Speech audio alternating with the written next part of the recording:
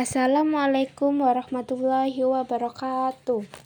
Perkenalkan, nama saya Siti Nuraini dengan NPM 2475387 dari program studi Agribisnis Pangan 1C. Saya akan menjelaskan materi tentang pemakaian tanda baca pada karya ilmiah. Pemakaian tanda baca yang pertama, tanda titik. Yang A dipakai pada akhir kalimat yang bukan pernyataan atau seruan. Contohnya, ayahku tinggal di Solo.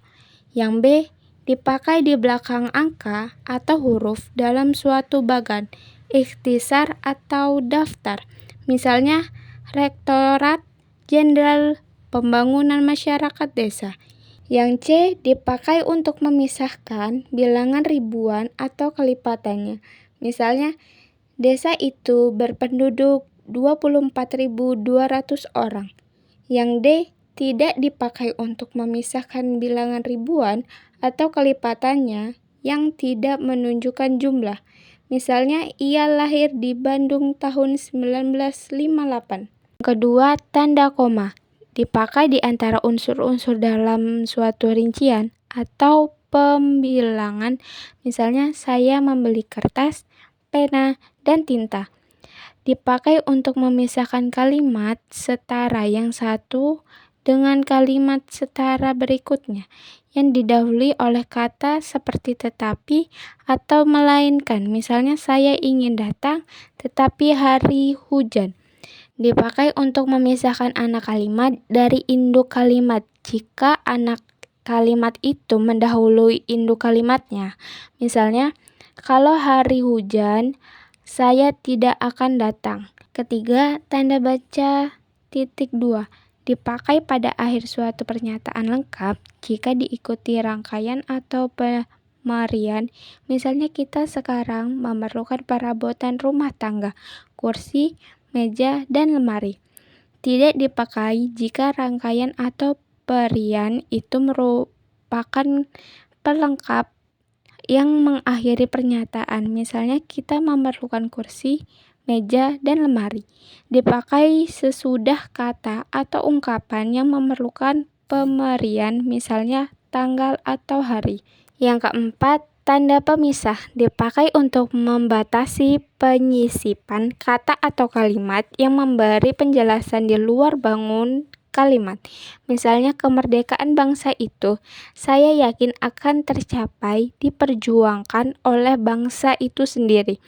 Dipakai untuk menegaskan adanya keterangan aposisi atau keterangan yang lain sehingga kalimat menjadi lebih jelas. Misalnya, rangkaian temuan ini evolusi, teori kenisbian, dan kini juga pembelahan atom telah mengubah konsep kita tentang alam semesta. Dipakai di antara dua bilangan atau tanggal dengan arti sampai. Misalnya, tanggal 5 sampai 10 April 2024. Yang kelima, tanda baca petik.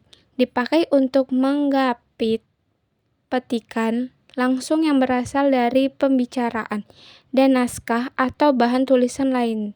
Misalnya, saya belum siap, kata Mira, tunggu sebentar. Dipakai untuk mengapit judul syair, karangan, atau bab buku yang dipakai dalam kalimat. Misalnya, bacalah bola lampu dalam buku dari suatu masa, dari suatu tempat. Dipakai untuk menggapit istilah ilmiah yang kurang dikenal atau kata yang mempunyai arti khusus. Misalnya, pekerjaan itu dilakukan dengan coba dan ralat saja. Yang keenam, tanda petik tunggal. Dipakai untuk menggapit petikan yang disusun dalam petikan lain. Misalnya, Masjid 2024 menyatakan narkoba adalah musuh nomor 1 suatu bangsa.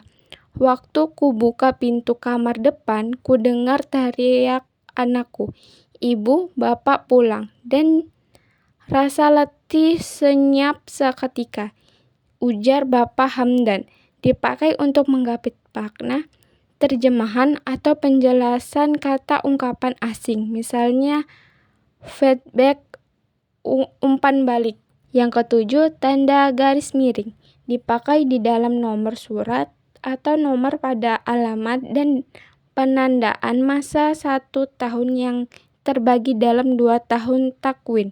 Misalnya 07 garis miring PK garis miring 2023 dipakai sebagai pengganti kata dan atau tiap. Misalnya mahasiswa atau mahasiswi.